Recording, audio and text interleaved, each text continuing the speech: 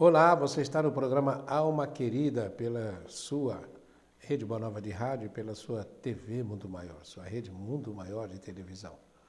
Neste programa nós respondemos e-mails que nos são encaminhados.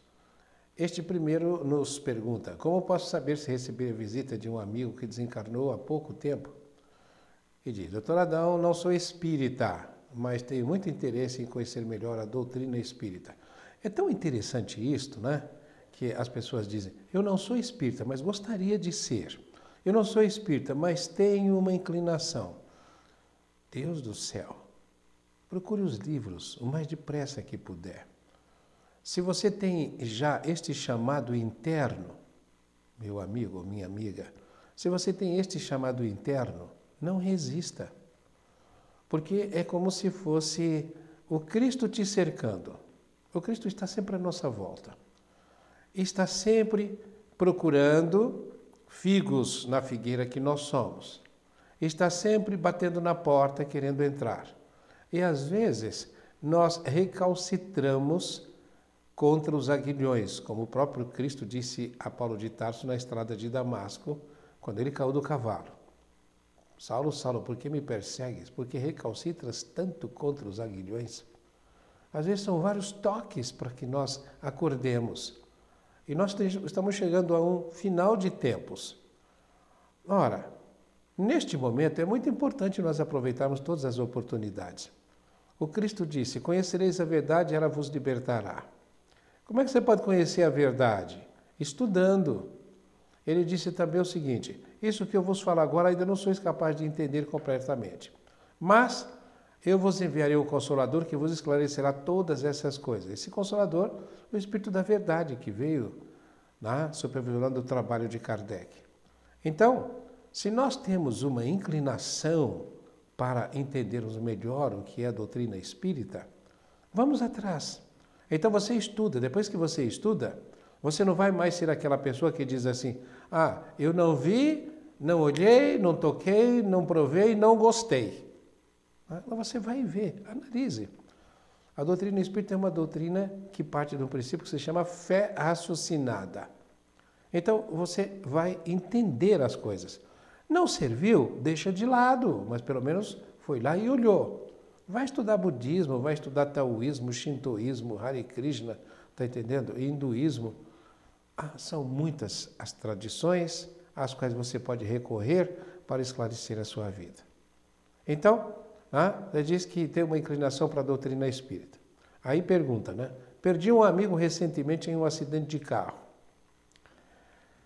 Mais ou menos há uma semana depois de sua morte, senti uma sensação muito estranha, uma energia ruim, e vi um vulto na minha frente.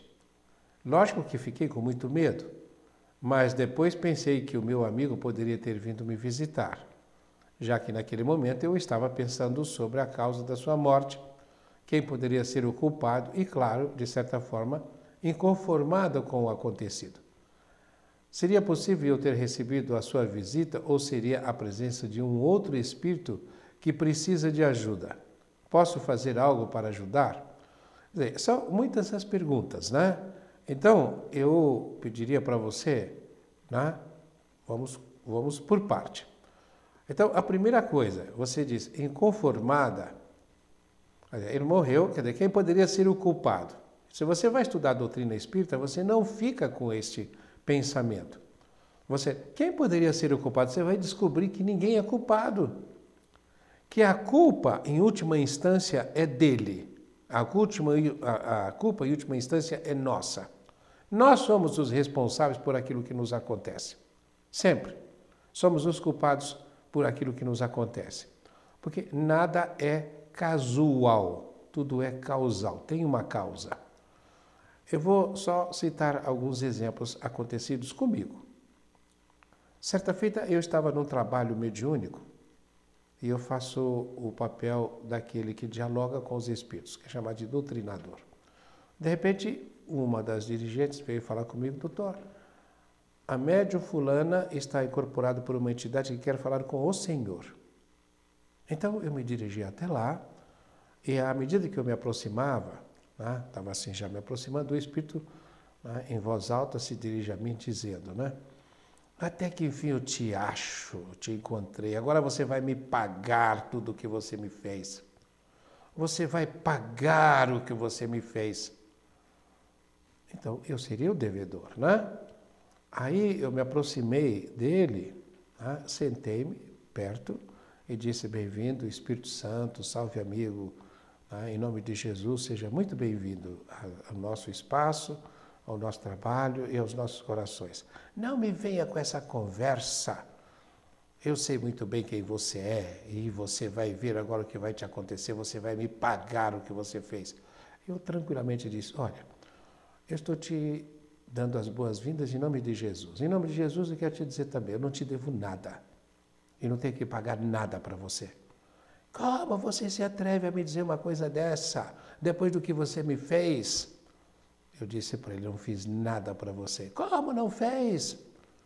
Eu era o príncipe, eu devia ser o rei, e você tomou o meu lugar, passou na minha frente e tomou o meu lugar, e eu tive que amargar um segundo lugar a vida inteira.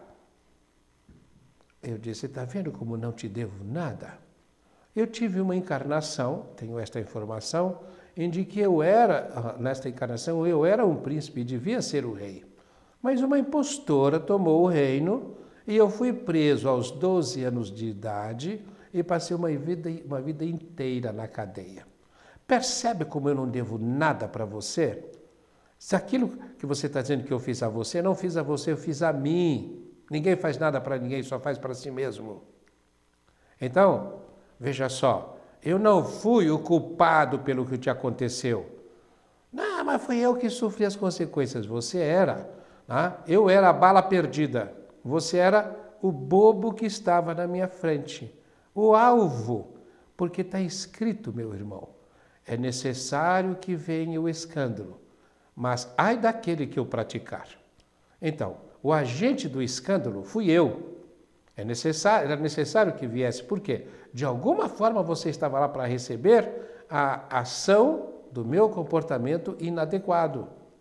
Então, veja, quer saber agora por que é que você estava lá?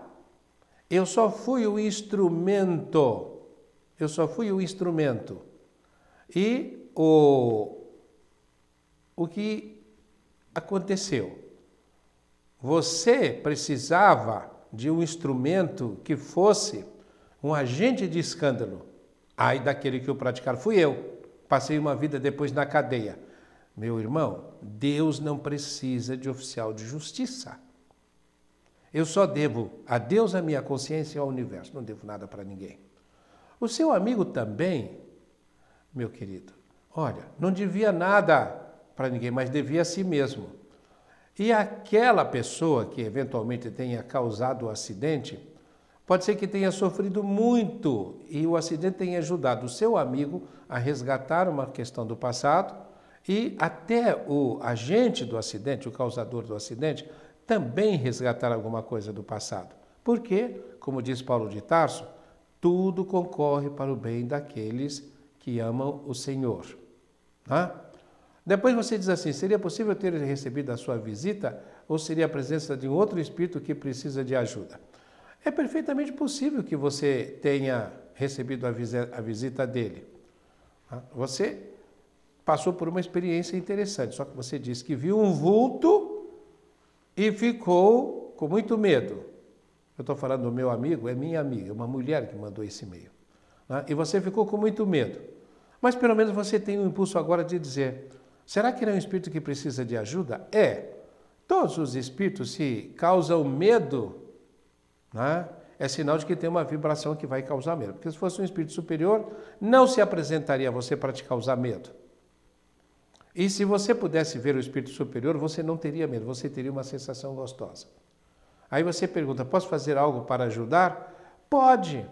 A primeira coisa que você fez foi mandar esse e-mail para cá. Então você podia ter feito isso para ajudar. E o que acontece? Se você manda um e-mail, eu vou pedir para todos os ouvintes que estejam ouvindo esse programa que rezem pelo amigo dessa irmã que mandou esse e-mail. Ah, mas o senhor não disse nem o nome dela, nem de onde ela é. Não tem importância. O plano espiritual sabe perfeitamente de onde ela é, quem é o irmão que precisa de ajuda, sabe perfeitamente tudo isso. Então, nós vamos rezar para que você seja ajudada. Agora, a coisa mais importante que você pode fazer é, além de mandar o e-mail para cá, vá atrás. Você sabe que na internet tem até as obras espíritas básicas para você fazer download. Hoje em dia você não precisa nem gastar dinheiro mais para entrar em contato com a verdade. Você precisa gastar o quê? Gastar, sair da inércia. Como disse Jesus, quem quiser vir após mim, negue-se a si mesmo. Negar-se a si mesmo é, eu vou sair da zona de conforto. Eu não quero estar na zona de conforto constantemente. Então eu vou sair da cadeira, eu vou procurar aquilo que me importa. Então você vai começar a ter as respostas, porque você vai saber que você está sendo ajudada. E o negue-se a si mesmo, tome a sua cruz. O que é a cruz? É o seu corpo e a sua vida. E siga-me, e vá fazer aquilo que Jesus disse. Perdoa 70 vezes 7, anda uma segunda milha, né? Tire a trave do olho, não olhe o defeito do vizinho, mas veja o seu, e por aí vai. Então, se você faz isso, é claro que você vai estar ajudando. O espírito que se apresentou, se era um espírito, pode ser do seu amigo, sim, pode não ser. Tudo depende quanto tempo fazia que ele estava morto, que ele tinha passado para o plano espiritual, e quanto tempo você está rezando por ele. Outra coisa muito importante que você deve levar em consideração é que laços afetivos ligavam você a esta entidade, que fez com que você considerasse uma perda. Se bem que isso seja uma forma corriqueira de falar, você diz assim, perdi o meu amigo no acidente. Então, perdeu o amigo no acidente. Por quê? Ele foi para um lado, você foi por outro, o que aconteceu? Não, ele morreu. Então você não perdeu o seu amigo. Ele continua no plano espiritual, seu amigo, e pode ser que tenha vindo realmente te visitar. O que você pode fazer? É rezar por ele. E rezar por todos aqueles que estão em volta dele. Rezar por todos aqueles que são acidentados no mundo, não só por ele. Deus te abençoe, muita paz, muita luz no seu coração. Vamos ver agora qual é o outro e-mail. Neste, alguém pergunta, é correto realizar reuniões mediúnicas sem o devido estudo? E o e-mail diz assim, Doutor Adão, é correto os centros espíritas realizarem reuniões mediúnicas sem estudar o livro dos médiuns? Tem chance de ser uma reunião assistida por bons espíritos, levando em conta apenas a boa vontade, mas sem os devidos cuidados? Já perguntei para o dirigente do centro e ele disse que tal reunião é o suporte espiritual da casa. Obrigado pela atenção. Bem, se alguém diz que a reunião é o suporte espiritual da casa, isso não responde se a reunião tem que ser feita por pessoas que estudaram a mediunidade através do livro de Allan Kardec ou não. Porque é claro que as pessoas devem estudar. A mesma resposta que eu dei para o ouvinte anterior, do e-mail anterior. É claro que os participantes de uma reunião mediúnica precisam estudar. Se estão no centro espírita, pode ser que realmente seja destinada a ajudar os participantes daquela instituição, daquela casa. Mas, acima de tudo, você leva em consideração que a resposta pode ser positiva. Você pode participar de reuniões mediúnicas, sim. Por quê? Quem é capaz do menos e não é capaz do mais, que faça pelo menos o menos. Ao menos o menos que seja feito. E o menos é o que você está fazendo, participando dessas reuniões. Então, o que você pode fazer? Estudar mediunidade. Quanto mais você estudar, melhor. Você pode até fazer o quê? Você pode até ajudar as pessoas que participam dessa reunião, mas sugerindo amigavelmente, com muito amor, o estudo. Se vocês fazem uma sessão, até a sessão pode ter uma primeira parte de estudo e depois o exercício. Vocês podem fazer isso. E o resultado, você vai verificar que vai ser muito bom. Agora, se você ficar criticando o dirigente, criticando os amigos, criticando a instituição, você de alguma forma está criticando uma resposta de Deus a você. Você está criticando uma oportunidade sua. Nós vamos passar ao outro e-mail agora. Que Deus abençoe você. Aí, esse meio, alguém nos diz, como superar a perda de um ente querido? A Dona Nonato tem 29 anos e recentemente meu amado avô faleceu. Ai, que coisa bonita, né? Meu amado avô. Então, é alguém que estava aqui, a gente diz que em casa de vó é sempre feriado. Podemos dizer que para o avô, perto do avô, era sempre feriado para essa nossa irmã. Ela ainda se refere a ele com tanto carinho, meu amado avô. Eu e minha mãe estamos morrendo de saudades e tristes, pois éramos muito ligadas a ele. Gostaria que o senhor falasse sobre esse processo de separação e enviasse boas vibrações a meu amado vozinho. Muito obrigada. Então, é uma mulher que escreve isso. Olha, minha querida, você disse que perdeu o seu avô, não é? Pelo jeito, perdeu há pouco tempo. Eu sempre brinco também, né? Perdeu aonde? Provavelmente você vai achar. Não é? Nós já tivemos casos de pessoas que nos procuram com essa história de perdi fulano, perdi beltrano. Aí a gente diz, mas é a pessoa que está te ajudando, é o espírito que está te ajudando. A pessoa fica surpresa. Que não está mais diferente. Então, muitas vezes, esse espírito, ele está pedindo o quê? Ele está pedindo que você sintonize de uma maneira tal que você passe uma vibração de energia para ele. Passe uma vibração de vida. Porque ele passou para o plano espiritual, mas morto não está. O que morre é só o corpo físico. E você sabe disso. A outra coisa também que você precisa fazer, que faz sempre isso muito mal aos mortos, é quando nós falamos, eu perdi. Quem está do outro lado fica triste com isso. Eu perdi. Você não perdeu nada. Nós já tivemos casos de pessoas chegar no consultório e dizer, eu perdi meu ente amado, era minha mãe, perdi minha mãe há tanto tempo. Gente, eu brinco sempre, perdeu aonde? Na feira? Não, mas acontece que é muito ruim, eu sei disso, que pode estar... Está perto de você, está mais perto agora do que antes. Muitas vezes a pessoa termina chorando. É muito importante ter isto em mente, que você não perdeu ninguém, não perdeu um amigo. E o mais importante ainda, um dia também nós vamos para lá, né? Agora nós precisamos tomar cuidado para não acontecer conosco. Imagine, né? O Adão contando piada no programa Alma Querida. Não acontecer conosco o que aconteceu com aquele que sobreviveu aqui. Eram dois amigos muito chegados e eles adoravam futebol. Aí um deles, eles fizeram um trato, né? Chegaram e fizeram um trato. Olha, aquele que morrer primeiro vai voltar para dizer para o outro, quando puder, vai voltar para dizer para o outro, se tem futebol no espaço, se tem futebol no astral. Legal, os dois acertaram isso. De repente um deles morre. E o outro ficou aqui, né, esperando. Um dia, sem que ele menos esperasse, o falecido apareceu e disse, olha, tenho uma boa notícia para você. Tenho duas notícias, muito boas. A primeira, tem futebol do lado de cá? Sim. A segunda, você está escalado para jogar no nosso time no final de semana. Quer dizer, eu morrer também, né?